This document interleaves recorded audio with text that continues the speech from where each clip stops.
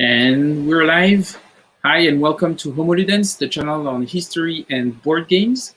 This week's live stream will be dedicated to reviewing current Kickstarter projects for Wargamers, and I have a special guest with me today, Riccardo Masini. Hi, Riccardo.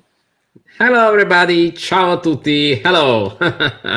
So straight from Italy, and for those of you who don't know Riccardo, I would strongly suggest that you watch my latest video on wargaming in Italy, and you will actually learn about Riccardo in that video. But but don't go there yet. You can stay with us in this live stream. Watch the video later. I will add the link in the description. But Riccardo is a fellow wargame YouTuber. Mostly you do videos in Italian, but also for an international audience. So you also make some videos in English. And you're also one of the rare author of wargaming books in Italian. And the title of your book, I will let you say it in perfect Italian. Okay, the title, but there are two main books. The first one is Le Guerre di Carta 2.0 Paper Wars 2.0, and the last one, which is an introduction to war games, and I wrote it with my father, Sergio Masini, and the last one is Il Gioco di Arianna, Ariadne's game, which is not yet translated, but will be very shortly translated in English, and it is about non-linear simulations, political, economic, and military simulations all together. The most modern trend of simulations, like coins, like Brian Train's work, and many other projects, many other games that are unconventional. On this one, can we expect a translation in English in the future? Yeah. In the next few months, I believe it is all in the hands of the publisher, but the publisher is very committed. The publisher is Aces Edizioni, and you know it because it is also a publisher of war games. So he is very committed. We have the translation. We are finalizing it, and it will be available in ebook, obviously. So. Great. We're looking forward to it. So Aces Edizioni released the translation. But back to the topic of today's video. So today's video, we're going to talk about Kickstarter projects that are currently active campaigns that appeal to wargamers. And we wanted to give you a broader review of those projects and talk a bit about how each of us feel about them, if we would be backing it or not backing them. And we have quite a good list, so we're going to have to rush through them. But we have a few of them. The first one, obviously, is John Company's second edition by Cole Weller. So that's going to be by the first game. The second game, 1815 Scum of the Earth. Third game, 1971 Revolution in Iran. Then we look at V-Commandos deluxe, and that's maybe a bit further away from classical wargaming, but something interesting to explore.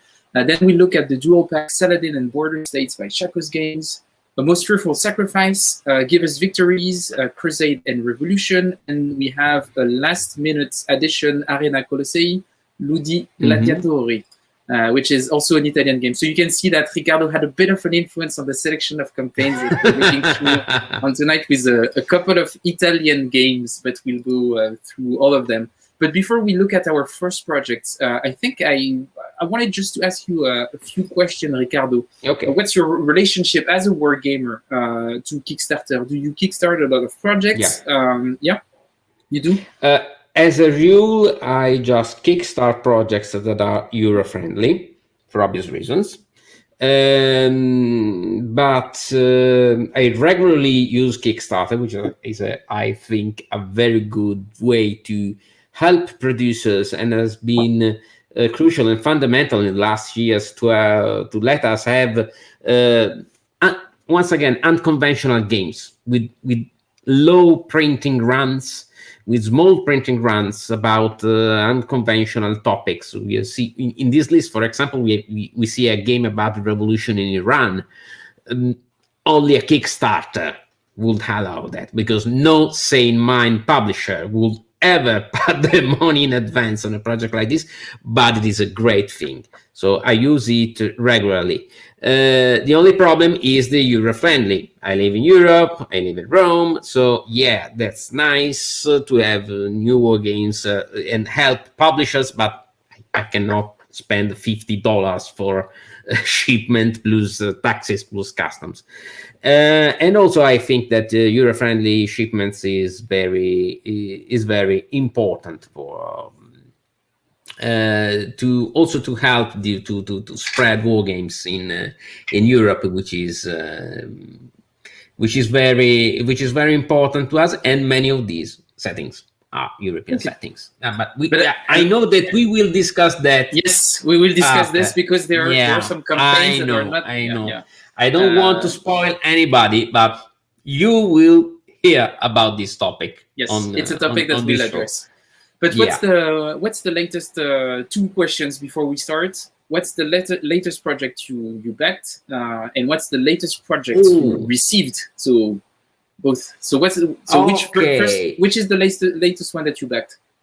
Okay, latest project that I pledged. I think that it is on the list, and is Us Victories. Okay. And I pledged it. Yeah. Which is the latest one that you received?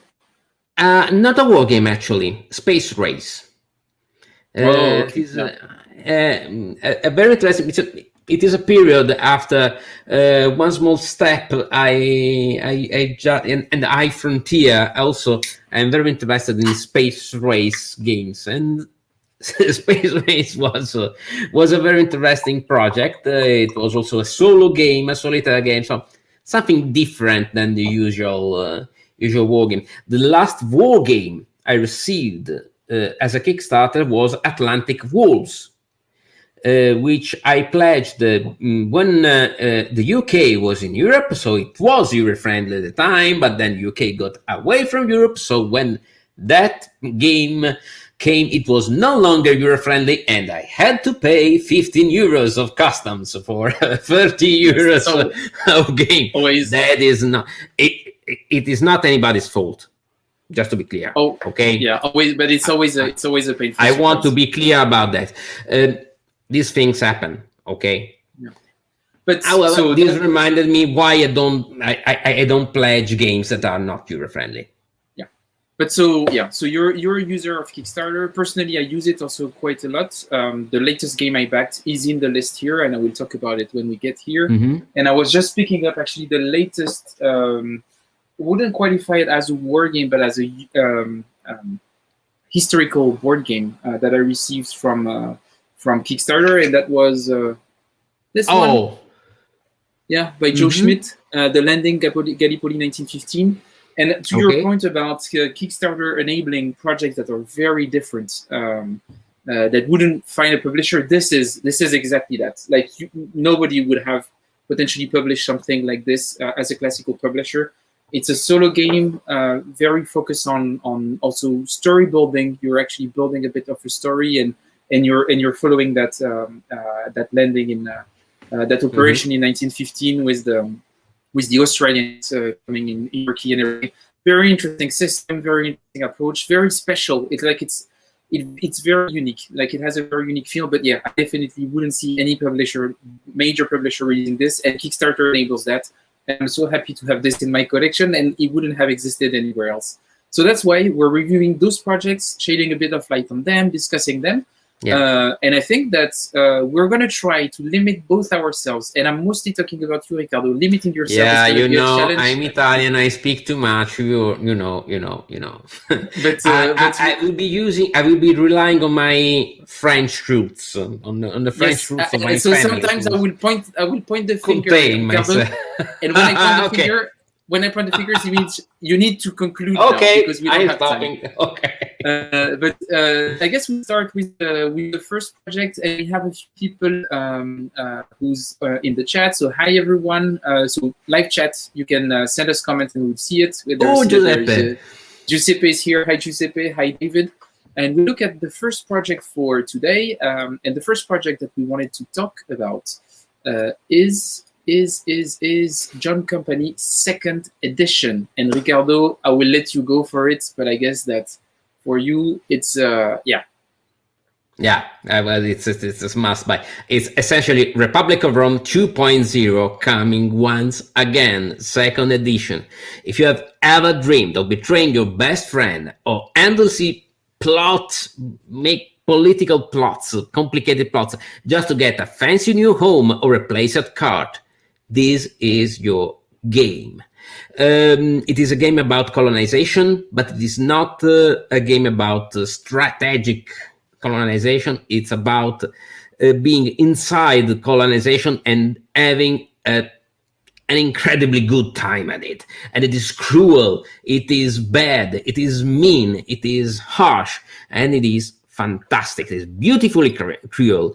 You have to plot, you have to take your place inside the company, you have to cooperate, but not too much. You have to make your personal gains and hope that the company does not fail, or if the India company fails, okay, you can just found your own company. The possibilities in this game are endless. Second edition has a revamped rulebook, a totally new solo system, and so it is a must also for those who have just the first edition. I think there's also some scenarios. I heard Cole speaking about it in many podcasts, so I'm definitely excited about it. I'm really curious about it, and there is also a version on Tabletop Simulator somewhere here. You can find the link. All the companies have been remade with more or less the same style as Pax Pamir. So it is a great game. It is a historical game, probably not a war game, but a great game. Absolutely. Yeah. And a very different game, a very original game. And that's the thing that for me is really important about Cole's design is that yes, they are not war game, and that's the thing I want to just make it clear. We're going to talk about historical board games overall, but as long as it's modeling something and representing historical concept through a game, it would be listed in that list. And that's the thing that I love about Cole's design, and that's the thing that it's the point of view that he's bringing. And that's the thing that he did with Pax Pamir. He took a topic that has been gamed a bit, usually from the perspective of the two colonizing forces, so the Russians and the English. It was the great game between those two to take control of Afghanistan. His point of view was radically shifted. He actually took the point of view of people who were living there, trying to gain influence in those two competing factions and try to get the best out of it.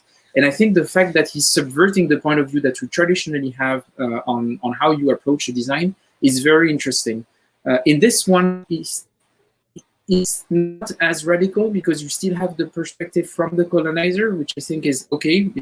Once again, another game on colonization from the perspective of the colonizer, not that interesting. But what I think is interesting here is not necessarily the radical point of view, but the point of view from the colonizers that he chooses. It's not military colonization. It's not war for influence like you would see for imperial struggle, for example. He's actually looking at one key mechanism of colonialization, which is greed, massive greed. And I think this is interesting, and it really represents this. I've had a look at the rule book. It looks like a very interesting system to represent this. There is something interesting, and focusing on that specific company, I think is a good idea. The thing that I'm a bit, for me, makes it a bit of a tough sell is that it's a pretty heavy game. Like it's not an easy game. It's not like Pax Pamir. You're going to be able to bring people in, show them nice components, and then show them that the game is not that hard, and just talk a bit about how games can simulate history in a way. Like this one is a pretty tough one to sell. But for me, it was still an instant backing because for me, Cole Wehrle is the most exciting designer that exists right now.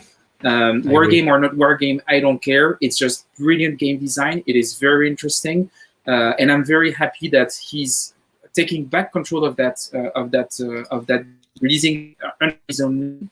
And his design diaries on BGG are super interesting reads from a design point of view on how he re-explores the old design, his new point of view, how he changes his approach. All of this is just gold. Like even the content around the game is very exciting. So for me, instant backing on this one. So I guess the two of us is thumbs up for this one. Yes. Absolutely, absolutely. And for me, this one is already backed, so I won't click on support. You can actually hear in French it's written "Gérer mon engagement," meaning that I already backed it and I could potentially add something.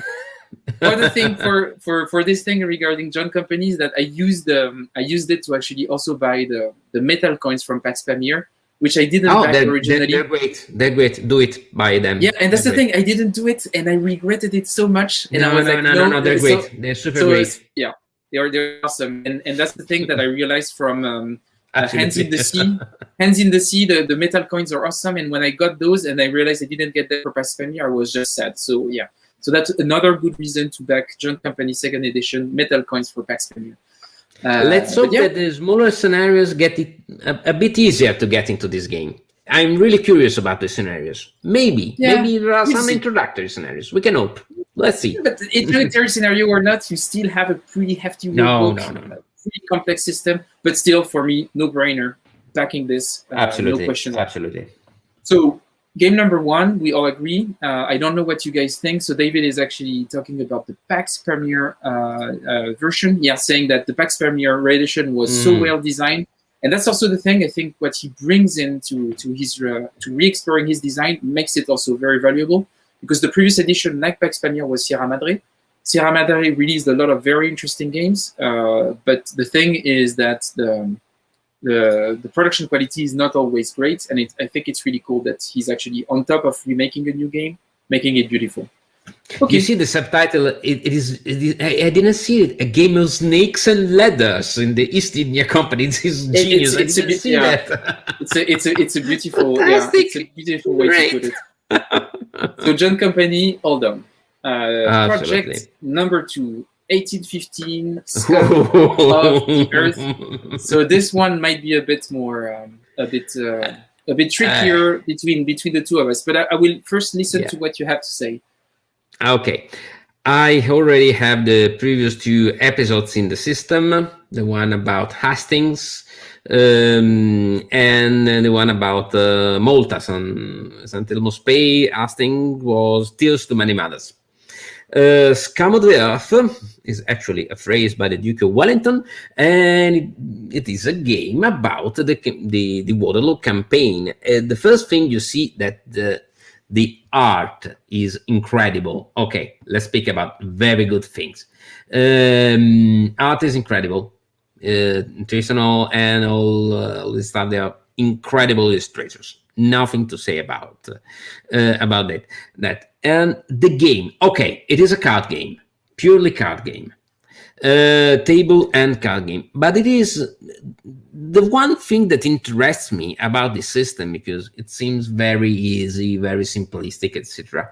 It is that it leads us to the battle. Hastings, the Siege of Malta, and now Waterloo. It is not just a game with troops taking position, artillery bombarding, infantry, cavalry, etc. It is the build-up to that event. I don't know about Waterloo, but in Hastings and in Malta, Malta actually begins 10 years before the Siege of Malta. Hastings 1 year before, and there are all the political events leading up to the final confrontation, and it is very interesting for me because you have to prepare yourself in a sequence of steps. I hope that if the game is like its predecessors, it will give us a very different and peculiar view of the 100 Days campaign. I don't know if it will give us that, because the 100 Days campaign is mainly a military campaign. Hastings, there were political intrigues. Malta, there was the entire strategic campaign on the Mediterranean, and those 2 games were quite good at portraying that with very peculiar events on their cards. I don't know Waterloo. I love the illustration. So they're nice, they're modern, they're crispy, and they give another view of the battle, a more lively. Okay, they are cinematic. They are almost comic-like. I know. And that's it is more like a graphic novel about Waterloo. I love the manga Eroica by the Japanese author of Lady Oscar, Rose of Versailles. So, and that manga was about Napoleon. So I'm a bit biased here. Okay. There is also a new expansion that has been announced today with the Prussians. Give Me the Night. The components are good. There is a nice solo system which is scalable in difficulty. So, okay, it is easy, it is simple, but it works. For me, it works. It is fun, it is interesting. It is a nice way to get people into historical war games. And did I say that the illustrations are really, really, really, really good? Okay, so for me, it's a good game to have in the collection and to take it out once in a while. Fair enough. Reminder, Riccardo, when I point, you need to get shorter. Okay. I know. But I think that, so on the first hand, I really agree with you on the game being very visually appealing. To be totally fair, I didn't play any of the others in the previous series. The thing is that for me, I really like card games. That's not the problem. I like light games. I think that this one lacked a bit of elegance in terms of a very abstract light game with cards. So I was never that much interested. This one is beautiful. The ones before were also beautiful. I'm also very much interested in the topic. So of course I was a bit more attracted to it. Love the design, the graphical design. The only thing is that like making it about a Napoleonic setting, I think is great, but why Waterloo? I mean, Waterloo is the most boring battle in the Napoleonic era. It's super annoying. Yeah. There's nothing interesting happening. It's a really bad battle. And I know it really well. I studied. The campaign is nice. The campaign is nice. The campaign is interesting. If the game is about the campaign, it is good. But it doesn't look like it's about the campaign. If I'm looking at the frontier cards that are going to structure a game, I see. Oh, but Hastings was the same, and also Malta. But we have to get to the Pepelot farm, the LA sand. But that's the thing. It's like if it's on the tactical level, I think it's not an interesting battle. And I think to find it interesting, you really have to be British. And I think the designer is British. But it's like it's not interesting. It's not an interesting battle. And then it's Waterloo. Okay, you lost at Waterloo. Okay. No, it's not what I'm saying, Riccardo. It's just the battle is not tactically interesting. Yeah. And just to say, even if Napoleon won at Waterloo, what would have happened? Nothing. Like it was still the end. It's like I don't understand the obsession for Waterloo. I think it's not an interesting battle. I think the campaign is very interesting, and there are a few games about the campaign that I really like. It's just that the battle itself, I don't know. I don't really see the purpose. So for me, that's a thumbs down. Even if it looks like a very interesting system. Thumbs up. There are one other thing. You can even combine the games together. A fight with Napoleon at Hastings against the Saxons. You can do crazy stuff if you want.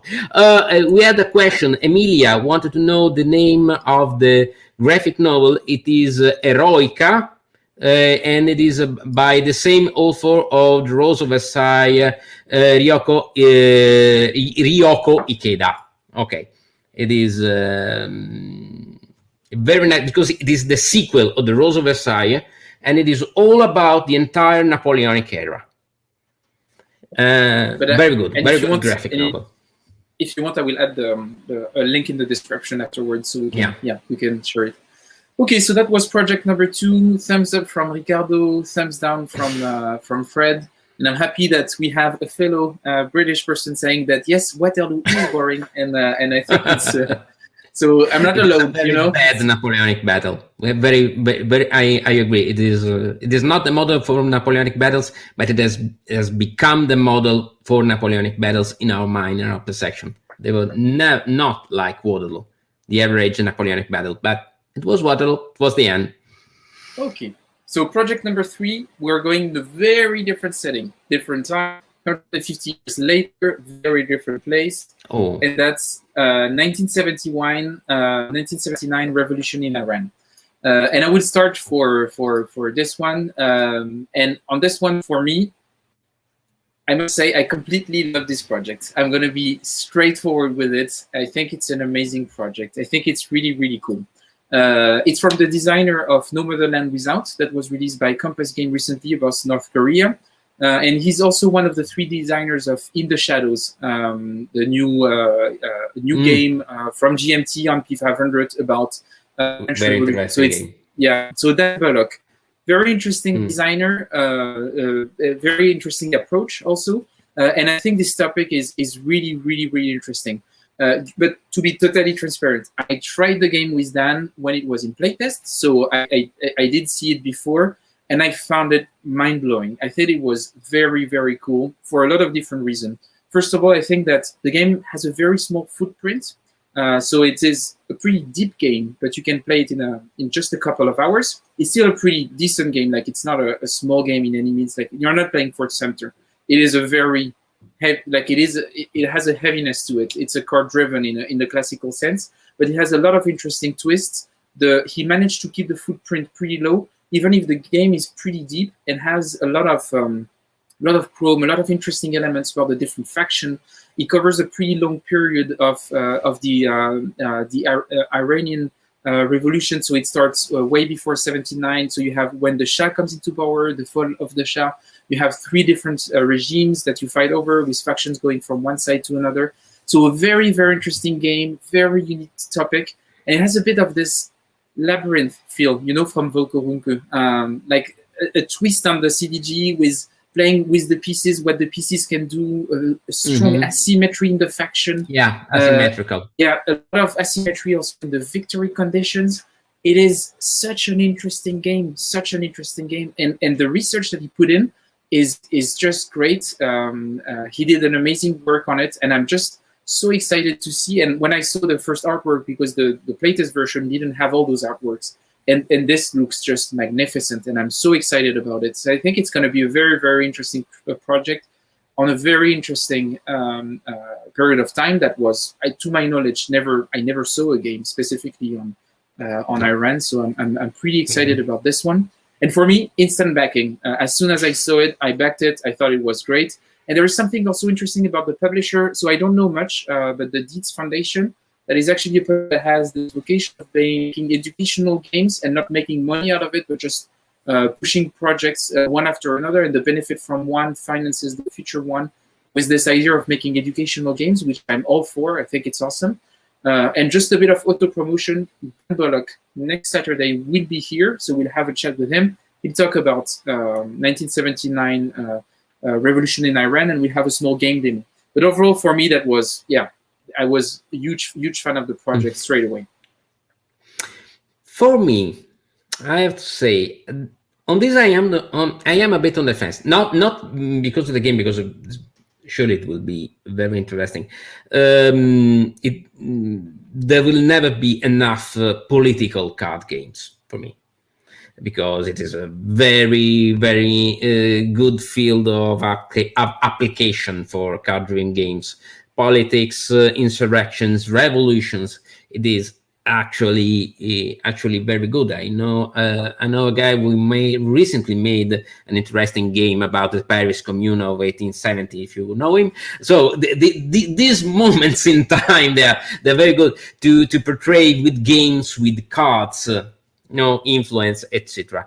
The theme is very peculiar. Maybe it is just for this that I am not totally enthusiastic. It is not an instant buy. I want to see the game. Maybe I play sometime, and probably I will buy it in retail. I just want to see. These games are weird. There are games that are very good for you. They are good games, but they have to catch you. It is more than an individual feeling. You have to feel for a game.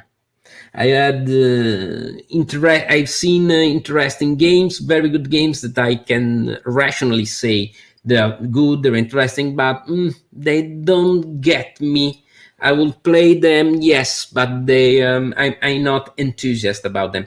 Essentially, for the team, how they portray it, they can portray it very correctly, in a very engaging way, but they just don't click. It is a problem with this kind of game. So what I would say, you need to watch the live next week and see them presenting the game, talking about the research. We'll play a couple of cards so you can see. I need some more information about this. You need to see it in play. And there is a question, and I think that's a really interesting question from Eric Östberg about the drafting. So this game has a very specific system that I haven't seen in any other CDGs before. What Dan is doing is that each player gets a hand of cards, but they draft fully. And drafting in a two-player game is a bit weird because it's not like the cards are going across and there is a lot of asymmetry of information. The only that you know on that the other doesn't know is 1 out of 8. So does it slow down the game? I'm not sure, Eric, because I think it's actually integrated within the game, and the game starts when you start the draft, because it's really about, okay, this is the card that he has, this is the options that I'm leaving him to have, and it actually adds another layer of complexity, and it makes it very interesting. Personally, I think it made it very interesting, and for me, it's part of the game, so it didn't really slow down the play. It just added a game within the game that I didn't expect. At first, I was skeptical and actually had quite a lot of fun with it. And it forces you to really think about what can happen, the different eventualities about your opponent having a specific card and better understanding the hand of card that they have. So it creates a different. It's a very interesting system. What I do like about the project, what I see is that it will surely be very informative about the events. The card contents, they are interesting. Very interesting is minor events that get chained together in the greater event of the Iran Revolution. So this is absolutely a good point for the game. And David is saying it does seem that too many Kickstarter projects don't do enough to show us the gameplay. I don't want to see rule summary. I want to see how it plays. Yeah. And I totally agree, especially on those big games and everything. It did happen to me that I backed a few Kickstarter projects, and when I got the game fully finished, I was a bit disappointed, and I think if I knew how the game played, I probably wouldn't have backed them. And this is why, David, that next week, Dan is coming here to show his game, so you can see how it plays. So heavy on the promotion. But no, sir, in all seriousness, I think you're right, and especially for war games and everything, it would make a lot of sense. For board games, they do it a lot. They do animations, graphical animations. You see how it plays and everything. They do a lot more efforts. I think for war games, we still have to do this thing about making it a bit more appealing and understandable what the game is about. I think it's a really good point. So that's it for 1979 Revolutionary Iran. Big thumbs up for me. For Riccardo, we're a bit in the... I'm on the fence. I have to inquire a bit further. And he's going to be convinced next week. And we have Dan from No Enemy Hero just joined us. Oh, ciao. Ciao, Danny. And next game in the list is V-Commandos Deluxe Edition. And here, so what I will start with this one, because this one is typically one of the games for which I'm not sure if I want to back it or not. I'm on the fence about this one. I think the theme is awesome. I think it looks extraordinarily good, but then again, it's painted, and I'm really bad at painting figures. So that's a bit the problem. The thing is that I was a bit sad not to have backed previous campaigns. I think it's pretty cool. Overall, I'm worried about too many figurines in Kickstarter projects, but this one doesn't push it too much. It feels like it's just the right amount. It makes sense for the theme and for the system. It looks like a very solid system. It's just that I've never played it, so I don't know. I don't know how it plays, but it looks really cool. I've read a bit about it. I've seen a few videos. I see that they're adapting it for Assassin's Creed. Definitely something that I would not be interested in. But the fact that it is being applied to other themes, and especially for video games, I think is interesting because it shows that the system is solid and that the designers know what they do. And the thing that I've seen on that Kickstarter project looks just amazing. And I'm this close to backing it. And you can see here, Kickstarter is telling me, would you like to back this project? I'm like, maybe, I'm not sure. So what I'm going to do is I'm going to sit back and I'm going to listen to Riccardo talking about it to see, should I back it or not? And in 3 minutes, Riccardo, we'll see if it will be my fault. If I click the big green button or not. Okay. No. I mean, on this project, I'm guilty as charged because I already have the previous games. And I'm very happy because I bought the game in retail. because I didn't know about the game, so I didn't get on the Kickstarter campaign. But this campaign, if you have the first boxes from retail, you get also the exclusives of the first pledge, of the first Kickstarter pledge, which is a great plus and something that I think should be set as a good example for publishers. However, onto the game. Nice game, very easy also to solo it.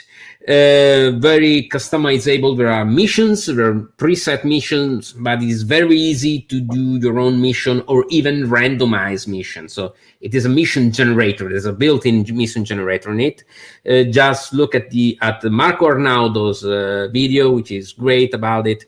And if you ever liked movies like The Guns of Navarone, Where Eagles Dare, Commando games, okay, that's it. This is this game. It is an adventure game, very thrilling, very engaging. You have to plot every single move. You have to avoid being detected, and when you're being detected, all hell breaks loose. Half the Wehrmacht comes upon you, looking for you. So it is dramatic, it is cinematic, it is engaging, very nice components. Oh my God, I will have to paint all those miniatures. Yeah, that's what I'm looking at. I'm scrolling through them and I'm like, what are you? Oh my God, I will never do that. However, the expansion looks also, there is also a special expansion, another expansion on the series, on the pledge, and looks very promising too. Is it a war game? For me, yes, it is a light war game. It is a game about war. You have to be stealth, you have missions, you have objectives to accomplish, you have resources, you have special characters. Okay, they're movie, they're cinematic, they're comic, like this, a bit like Inglourious Bastards. Okay, great. I want that experience.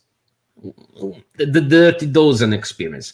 I like it. Okay, it is that kind of view of World War II, and for this is probably the best game to have if you want that experience. It is nice. It is okay. It is easy. It is fun. It is very engaging. It is highly soloable. That's it. So for me, it's a very big thumb up.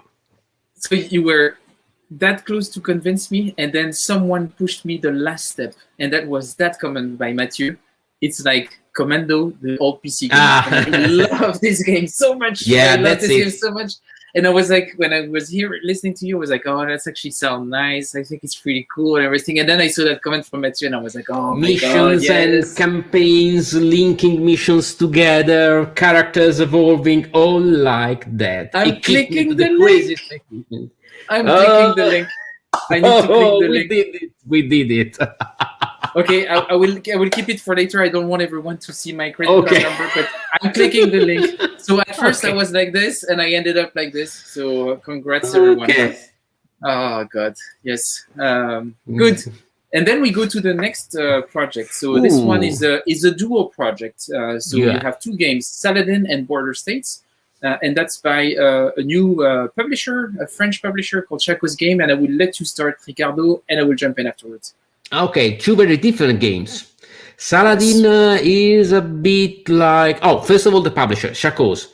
Chaco's is a very, very nice publisher, a new French publisher. Released two excellent games. This Napoleon 1806 and Napoleon 1807. The old Les Marchaux system by Victis, and it has made a bit pop, okay, a bit popular, but it is they are very. I love them. 1807 is even better, but 1806 is very good. Okay. So this publisher, and I think that everyone should at the very least, every wargaming should have Napoleon 1806 in his collection, or rare collection, at the very least. Okay, so the two games, Saladin. Let's begin with Saladin. Looks like a bit, W1805, 1815, or the last Worthington games like Freeman's Farm, Chancellorsville, block games with fixed maneuvers on the map, a bit like that, very interesting. It appeals me a lot because I really like war games with wooden blocks, with maneuvering. It's a bit Kriegspiel-like. It is nice. Very good components. Special dice, great to bring new people to wargaming, but I think that for Grognar's could be a good experience, probably a filler for Grognar's, but why not?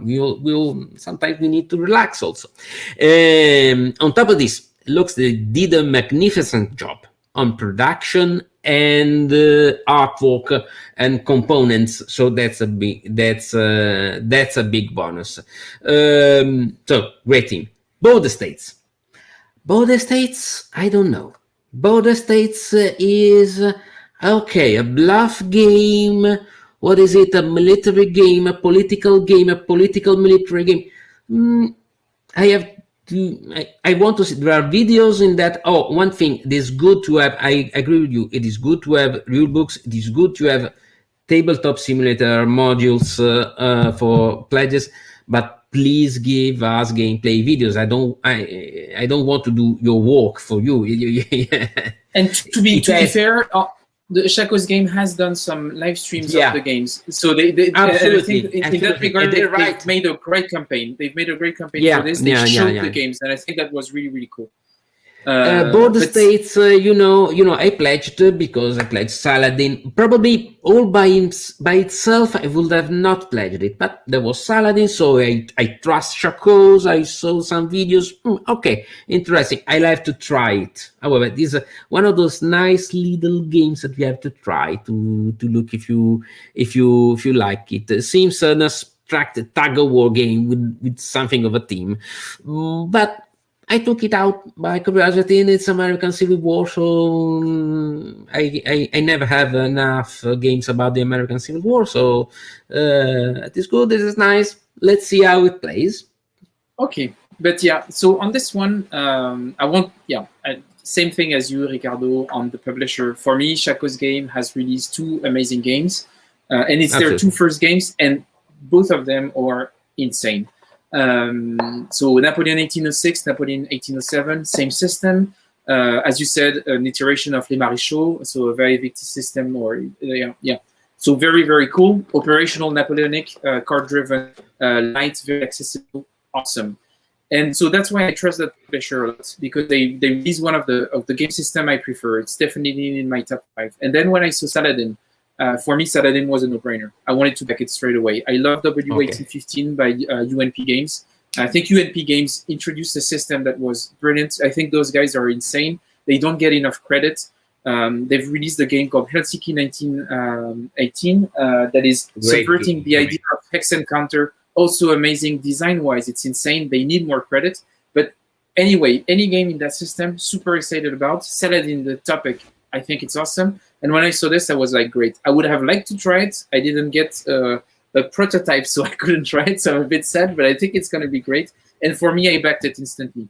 I stayed with it, not because I was convinced, because once again, I haven't tried it. It's just that I tried the publisher so much that I thought it was interesting and I wanted to see it a bit more. And I thought it was not such a big investment, and I was pretty sure I was going to be pleasantly surprised. Production quality is insane.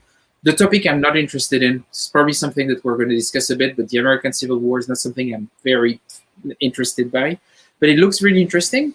It actually looks a bit like a game that you might have heard of called Gravelotte 1870. That is a bluffing game. So I was just saying maybe you should look into it. Also a bluffing game using cards, more tactical, but it's interesting. But I think it's a cool game. It looks pretty cool. I don't know really what to expect, but I'm very looking forward to it. So for me, that was an instant backing. As soon as I saw Shaco's, when I saw Saladin, I was sure. This one is a bit more of a bet, Border States, but I don't know. I have a good feeling about it. And anyway, I'm very happy to support them. I have to be honest. I backed just Saladin on the first run. Then I came back and I said, oh, okay, well, why not? Also Boulder States. Then my first instinct was just Saladin. Okay. But I said, well, why not? Let's see. Let's see. Riccardo, support the initiative, and it might be just the best case, worst case scenario. I did. I backed it. I backed both worst states. Worst case scenario, you have a surprise. So people are making fun of me. They didn't realize that this video was about me spending money or Riccardo convincing me to.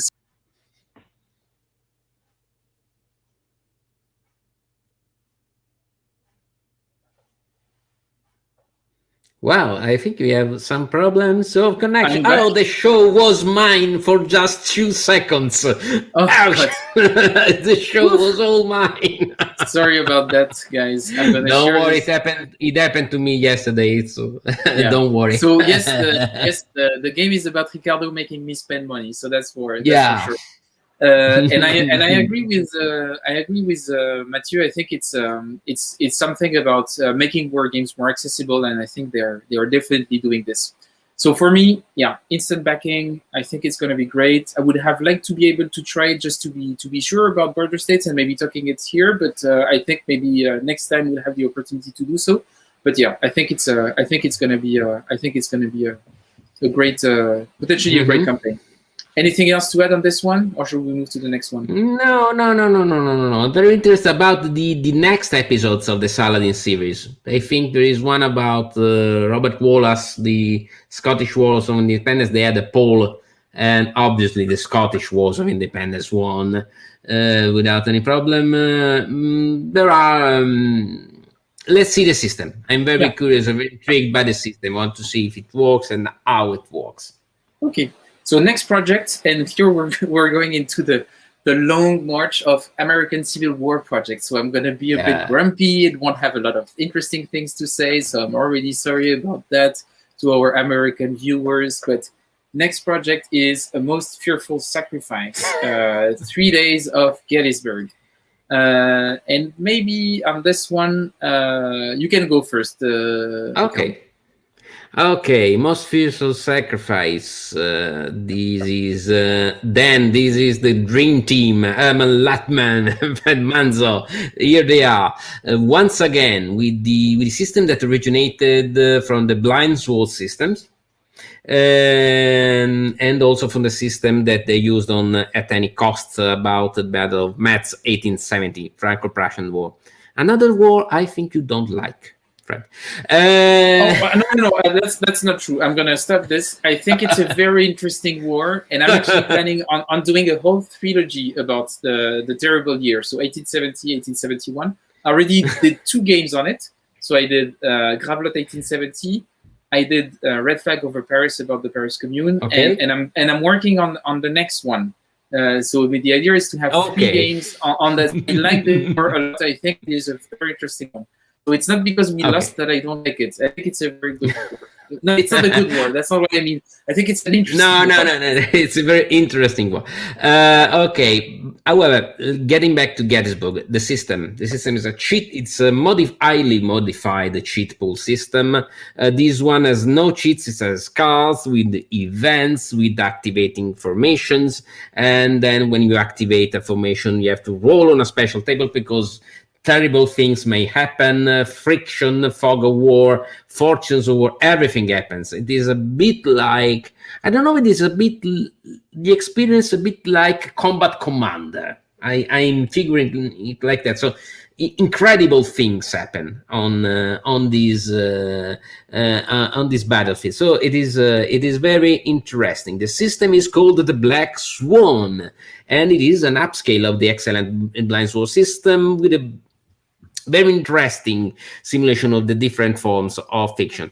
Personally, the nice thing about it is that if you want, you can play the entire Gettysburg on a very big map, a Rick Barber map, so it is a beautiful map, but there are also many smaller scenarios, okay? And I love those monster games that give us smaller scenarios, like Day of Days, like It Never Snows, the SCS, the great, the biggest SCS games that give us smaller scenarios so that we can play that they are playable. Probably we'll never be able to play an entire campaign of a most fearful sacrifice, but they have the smaller scenarios, so I can try it and I can experience it.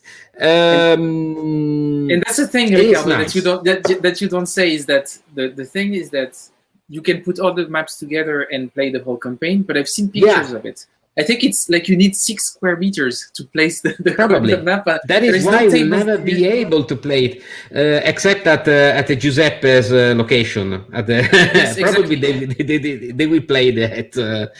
Once again, probably. If you want to know about Miles Gloriosus club in Rome, my latest video you can check. You can not now, but you can check afterwards, and you will see the setting that they have in Rome. And over there, they could play that. That's true. On my side, last thing, I will not back it, not because it is a bad game. I'm very interested, but it is not Euro friendly. Oh yeah, that's not good. Nah. But then again, wait a minute. I will wait for retail. No problem about it. I can't wait. I think fair enough. You can wait for retail. It's a game on American store, designed by an American designer, by an American publisher. It doesn't have to be. And not everything needs to be Euro-friendly, but we'll talk about it later. But for now, let's go with that. So on my side, I would not back it either because it's not Euro-friendly, but also, I must admit, American Civil War, not my favorite topic. But there is one thing that made me want to back it. And the thing that made me want to back it was Herman Luttman.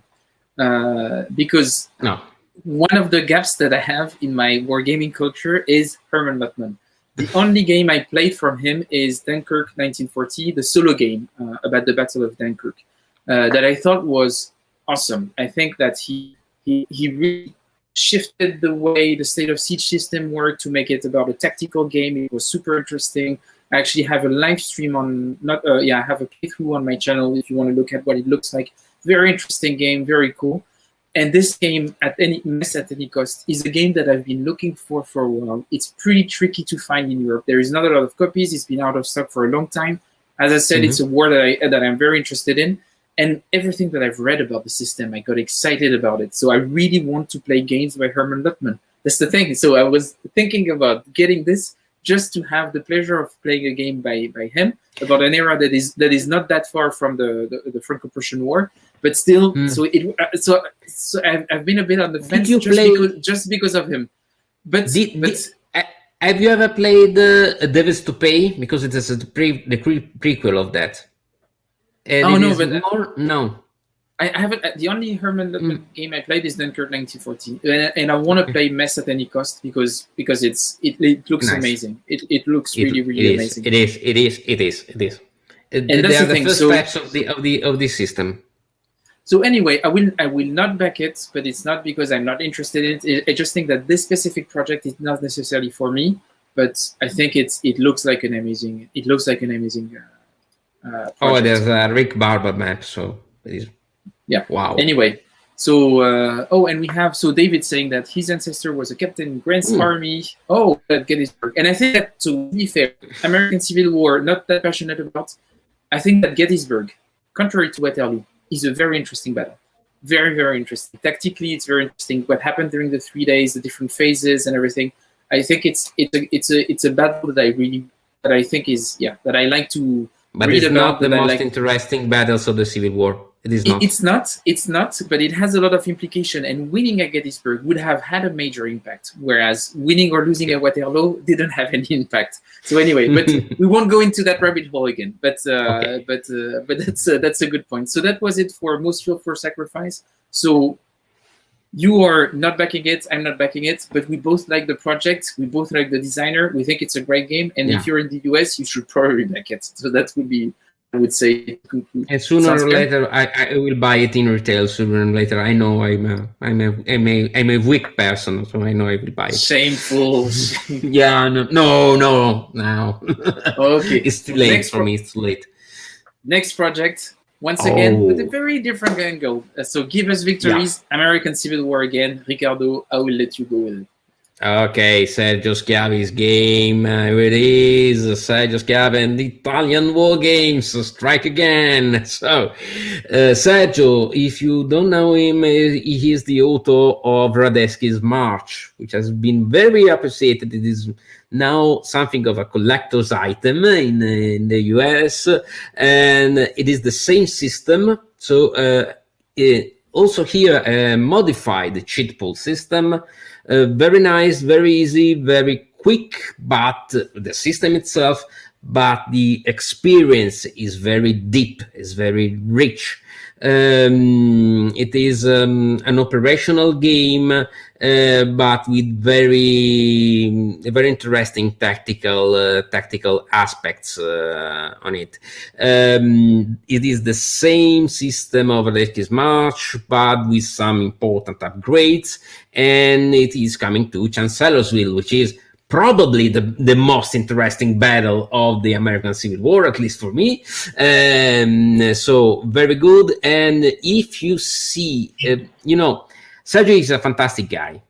Is a very nice friend, but he's also a great cartographer, a great visual artist, and a great game designer. He designed also from Salerno to Rome. There is a lot in this project. There are two different sets of counters. If you like NATO counters, you have them. If you want miniatures counters with small soldiers with figures, you have another set with figures. There are many scenarios. It is very easy to grasp. Also a good gateway to war games, because it can be very easy or very complex. It is highly scalable, and there are shorter scenarios, what if variants. There is a strategic variant, and also if you look at the stretch goals, just look at the stretch goals. There are other games in it. There is a skirmish game coming, a strategic game coming as a stretch goal, a dedicated solo system. This system will be a book-based system. This is totally, absolutely different from anything you ever seen from solo system.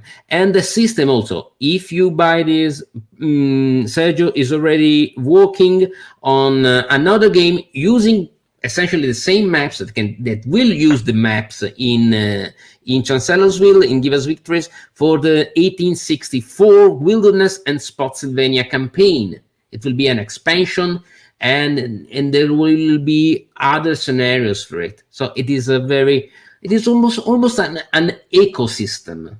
It will create a great setting, a great series, a great new succession of titles. So for me, absolutely, totally instant buying, not just because an Italian designer friend, but it is a very, very rich game, very interesting, about a very interesting battle, and with very good historical research.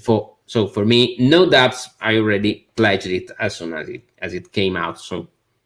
So you almost sold it to me, but I will not fall for this. You already sold me one game tonight. I think that's going to be enough. But yeah, I think for me the topic is not the one I'm the most appealed to. The fact that it's operational is not also something that I'm interested in. It's weird, but with the American Civil War, I really like the strategic level. I think it's really interesting. I like the tactical ones. I think it's also something that I'm appealed to.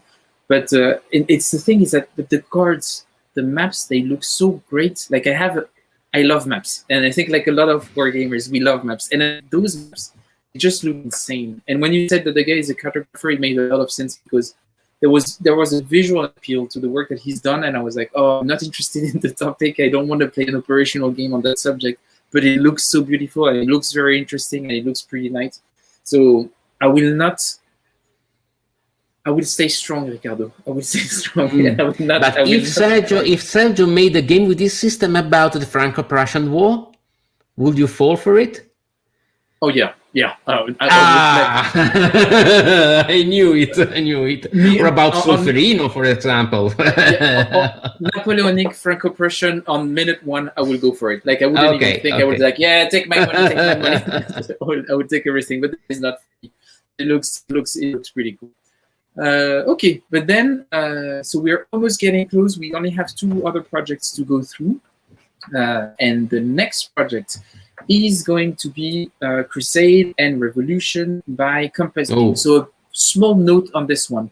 It was an active campaign, but the campaign was very short. And it actually was closed yesterday. So I didn't expect that. So I was only planning about talking about active campaigns. This campaign is not active anymore, but you can still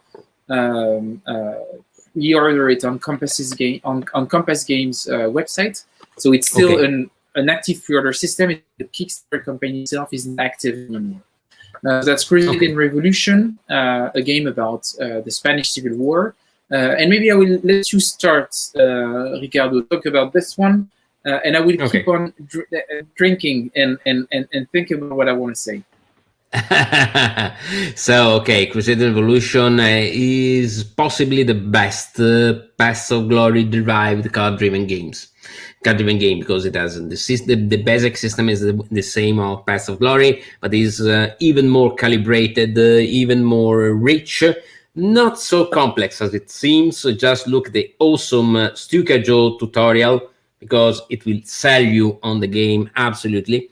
It is so great that I already have it, this edition. I already have this one. There are gorgeous components, gorgeous maps, cards, and there is also a perfect rendition of political events because the Spanish Civil War was a highly political conflict where political issues, political factors had a very deep military impact, and this game captures it perfectly. It is also a conflict that evolves over the years. It is very different in the beginning than in the end, and the game as that it changes. It changes a lot. Changes the organization of the armies. It is very asymmetrical. There are also sudden events, and so it is a very good game. It is not so easy to get it on the table because it is a bit long, a bit complex. You must have dedicated gamers who know the system. You just have to put the effort in learning it. But when you do that, it really rewards you. So it is absolutely, for me, I say it is probably the best card-driven game derived from the Paths of Glory system. It's probably the best iteration of the system. The campaign is closed. If you live in the States, get it. No doubts. Absolutely, just get it. If you don't have it, because it will be great. Absolutely. And so I will follow up on this one. And just to be clear, I will not back it for a very good reason, and that reason is that because it's just here. So I already have that. No reason for me to back it. It's here. So I think that David's game is awesome. I just played a couple of cards, so it's still on my shelf of shame. I never had a full game. And actually, we had a chat during BeyotaCon to actually plan for a game session, the two of us, so he could actually give me a bit more in-depth demo of the game, and we can talk about the design. Maybe I can convince him to come here and play live. That would be awesome. So maybe it could be also a good opportunity to play a couple of turns and show the game. I think it looks like an amazing game. For the few things that I've seen, the rule book is great. Components are awesome. The map is beautiful. It looks like and I like Path of Glory. This one looks like like it has something very cool about it. The history that it's portraying, I feel personally related to. So there is also this connection, and I think it's an amazing project. I do have a problem with the campaign though, and have a couple of problems with it. And it's not due to the game. I think the game is amazing. If you can find it, you should get it. And I think David's work on it is great. The problem I have with the game is Compass Games' policy for this specific campaign. The policy of not making it EU friendly. And here I'm like, why not? I mean, game is about a European conflict, the Spanish Civil War. It is designed by a Spanish designer living in Spain. It is made in collaboration with Cuatro Dados, a Spanish publisher. And I'm like, what the fuck, guys? What's the problem? And the worst part, and that's what I was telling you earlier, it's printed in Poland. It's like, why are you not making it EU-friendly in a way? You're printing it in Poland, taking to the States, you can't take it back to Europe. don't know who's your project manager. I don't care. I understand. Let's all get to Poland. It's easy. Yeah. Let's all get to Poland and take the game. you might have business reasons for it and everything, but I'm like, come on, guys. Yeah, sure. And I'm not saying all your projects should be Euro-friendly and everything, and I understand you have implications and everything, but for a project like this, I mean, come on. Why are you doing this? I think it's like it's for me it's a massive no-no, and it was an the adventure. Case before. It's epic. Yeah, it's epic. And I'm like, why would you do this? And for me, it's a bit painful to see something like this. And also the way Compass uses Kickstarter, I don't really understand. I don't know if you see, but they have thresholds that are super low. Like for example, they have 59 backers, but it's 200% success or something like this. I don't really understand their policy around Kickstarter. I don't really understand policy around EU-friendly projects. You see a lot of small publishers actually being able to do distribution in Europe, and I think for a project like this, it's just weird. Like the way it's built, the way it's made, I think it's not okay. It's a shame. It's a pity. It's a pity.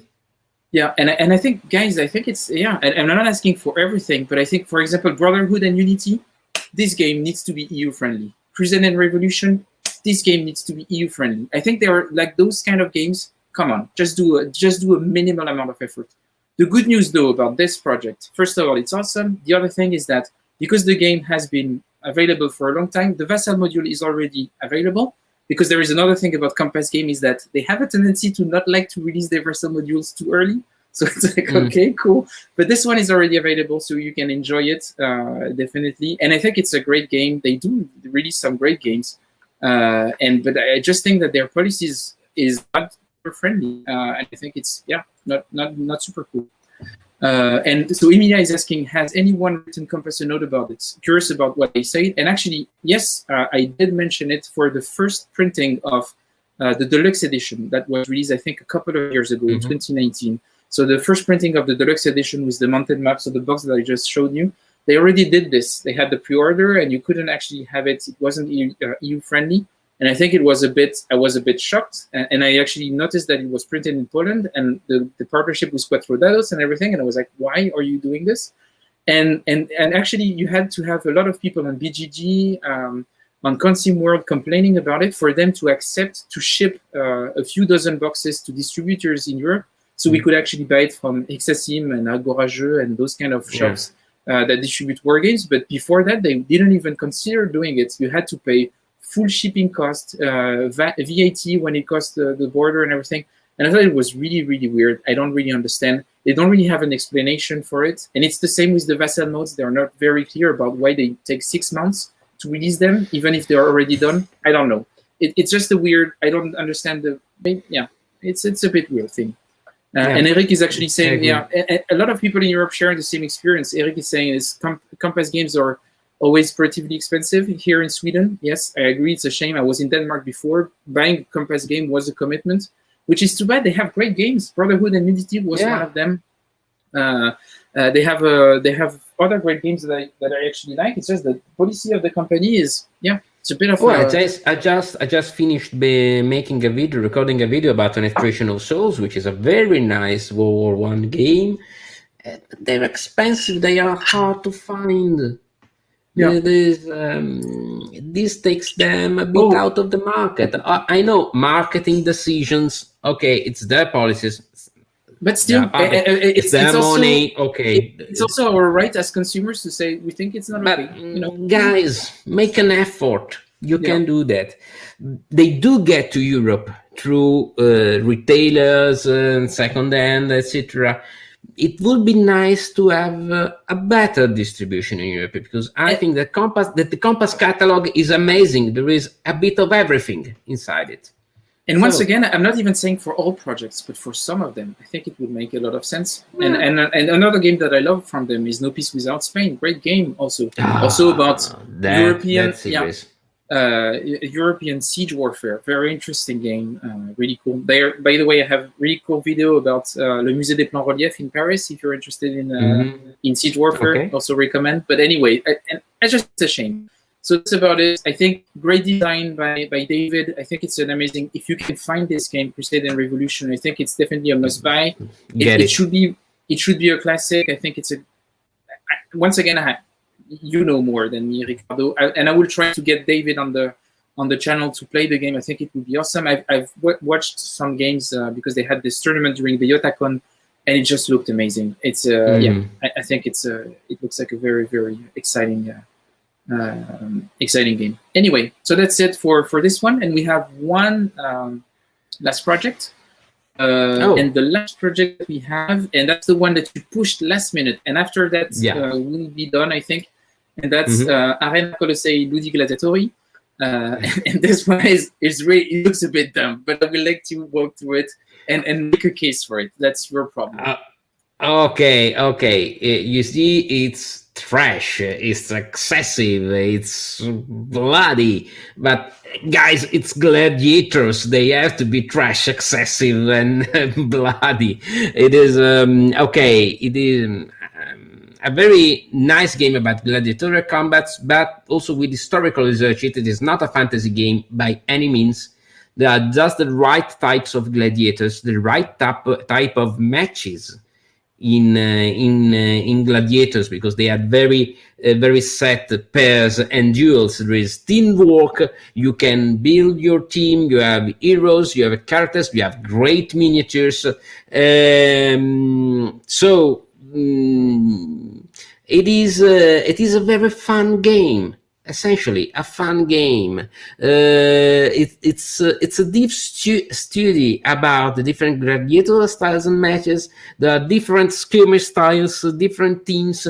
There are Ludi Venatori, so the beast, the combat against ferocious beasts. There are characters. Okay, there is everything.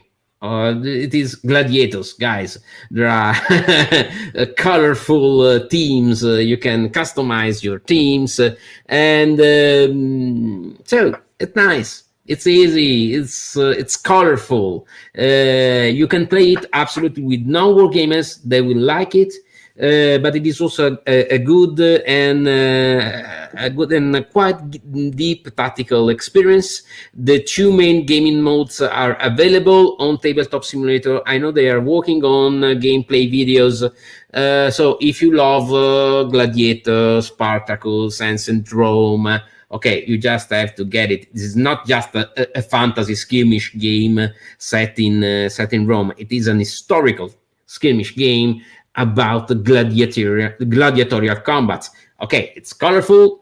There is a bit of imagination. There is a bit of fantasy there, but there's very deep historical roots and a very good gaming system, a good simulation game system. So it is a nice game for having something different. Okay, yeah, I agree that it looks stupidly fun. And that's the thing that when I looked at it, I was like, at first I was like, why is he bringing this to me? Then I looked into it and I was like, okay, first of all, the figs, they look pretty cool. And the thing that I was very curious about, and that's the combat resolution system with styles that are combining with each other, attacks and defense and everything. And I thought it was... You have the moves, you have the equipment. And I was like, actually, he might have a point. It might look like a pretty cool tactical game that seems a bit fun. So I'm a bit on the fence about it. I will wait a bit. Maybe I will play the TTS module. Maybe we should play together just to see how it looks. It is very peculiar. It's very different from anything else. Okay, I understand it, but you have to try. It is fun. It's original. It's gladiators. Who doesn't like gladiators? But it looks pretty cool, and I think I will look into it. But for now, for this one, I'm still on the fence. Cool. So we have a few cuts here and there, and we have Giuseppe who's still here. Nice. Aldo is author. Aldo Getty is the author of the game. You see, the miniatures, they are fantasy, okay, but all the equipment is historically accurate. It is a bit exaggerated. It's a bit heroic scale, okay, but it is good. The trucks has the right kind of sword. The Mirmillo has the right kind of equipment, the right kind of shield. So it's the right kind of armor. It's also interesting from an historical point of view. Okay. But I think now we just went through all of our projects that we wanted to show you today. And I guess in conclusion, the thing that I would like to ask you, Riccardo, is what's your favorite project in the one that you've shown? Absolutely, Give Us Victories. There is so much stuff in it. You get a lot of stuff for what you pay. For me, Give Us Victory, there is no doubt, but there is also a close, very close second game to Give Us Victory, which is John Company. Because I don't have, I confess, I don't have the first edition of John Company. I played it a lot with some of my friends who have it. I loved of course, I love the Republic of Rome, which is the main inspiration for John Company, and this is a very good opportunity to get that game. But for me, the first pick is Give Us Victory. Okay, I love American Civil War, so much stuff, so many good things. I know how Sergio is a good designer and a good historical researcher, but however, they are all very interesting projects. They're all very good projects. Everybody will find a project here that is of our interest. And thanks for joining, Emilia. I hope we see you next week. On my side, my favorite one, and I think it's not going to come in as a surprise, it's 1979, Revolution in Iran. Once again, next Saturday, we'll have a demo with Dan Bullock. Also, Claudian is definitely John Company. Actually, it's interesting. So I did a vote before the session tonight to ask the viewers what project they were the most excited about. And I picked 5 of them. And the 2 that came in first, and they had exactly the same number of votes, was Revolution in Iran, 1979, and John Company second edition. So that was quite fun to see. And then the third one that was second in number of votes was Border States and Saladin.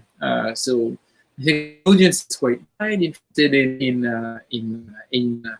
lighter kind of war games. So I think it's pretty cool.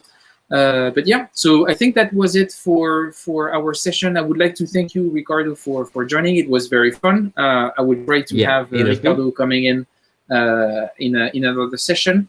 Just a quick update about the channel. I announced that I would like to do a book club, a Wargamers book club, and I'm using the fact that you're here, Riccardo, because I would like to open up a vote and propose a few books, and people will choose on the channel on that poll what books to choose. And the idea is we choose a book together, and in 1 month from now we have a session with potentially a guest. It could be Riccardo, it could be someone else, it could be a couple of guests, and the idea is to talk collectively about the book once we've read it.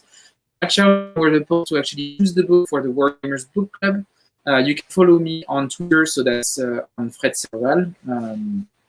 So you will find me on Twitter, or just follow the channel and you will see the notifications.